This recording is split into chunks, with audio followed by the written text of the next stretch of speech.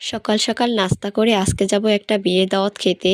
Guys, এটা কিন্তু অনেক আগের একটা বিয়ের দাওয়াতের ভ্লগ। তো আমি এই ভিডিওটা মেক করতে পারিনি, তাই আর কি শেয়ার করতে পারিনি। ব্যস্ততা বলেন, আলসেমি বলেন, সবকিছু মিলিয়ে আসলে আমার ভিডিও মেক করা হয় না। আমার ক্ষেত্রে এমনও হয় আমি ১ বছরের ভিডিও আরেক বছর আপলোড করি।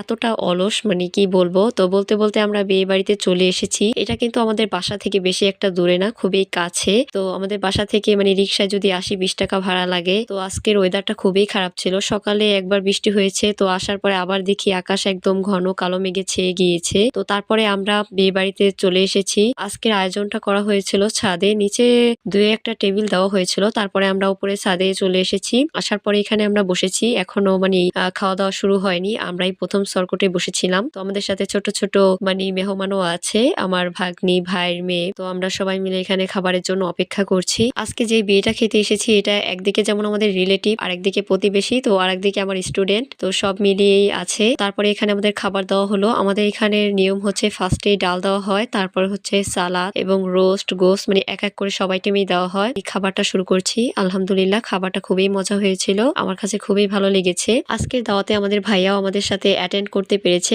ভাইয়া বেশিরভাগই এদিকে দাওয়াতগুলো খেতে পারে না, হয়তো ভাইয়া ছুটি থাকে না। তো ভাইয়া যাওয়ার পরেই আমরা দাওয়াত পেয়ে থাকি এবং তারপরে আমরা সেখানে যাই। কিন্তু এবার ভাইয়ার ভাগ্যটা ভালো ছিল, ভাইয়াও এখানে অ্যাটেন্ড করতে পেরেছে। সবাই মিলে কোথাও যাওয়ার মজাটাই আলাদা। খাওয়াটা ফ্যাক্ট না, কিন্তু সবাই একসাথে থাকলে ভালো লাগে। আমার আপুর মেয়ে কিভাবে একা একা খাচ্ছে, ওর খাওয়ার স্টাইল দেখে আমার হাসি পাচ্ছে। আর এদিকে তো ভাইয়ের মেয়ে, এদের খাওয়ার স্টাইল দেখলে মনে হয় এরা একাই কতই খেতে পারে। আমি শুধু দেখছি আর ভিডিও করছি। এক আঙ্গুলে করে পায়েস খাচ্ছে, কি একটা অবস্থা। বাচ্চারা আসলে খেতে পারে না, কিন্তু ওদের খাওয়ার যে ভঙ্গি, এটা দেখলে হাসি পায়। তো খাওয়া দাওয়ার পরে যেটা মেন পর্ব, নেসার দিতে। তো ভাইয়া যদি থাকে তাহলে আর আমার টেনশন নেই, ভাইয়াই নেসার দেয়, আর না হলে আমাকে দিতে হয়। তো এই সাইডে আমরা দেখছি যে বরযাত্রীর জন্য খাবার রেডি করা হচ্ছে। বলতে বলতে বরও চলে এসেছে। এই যে হচ্ছে আজকের বর। সবাই বরকে নিয়ে ভিতরে চলে গেল। এখানে তারা বরকে হাত ধুয়ে দিচ্ছে খাওয়ার আগে। তো আমি এখানে যাইনি, আমার ফোনটা নিয়ে তারা ভিডিও করছিল। তো আজকের ব্রাইডকে মাশাআল্লাহ অনেক সুন্দর লাগছে, খুবই হাসি খুশি।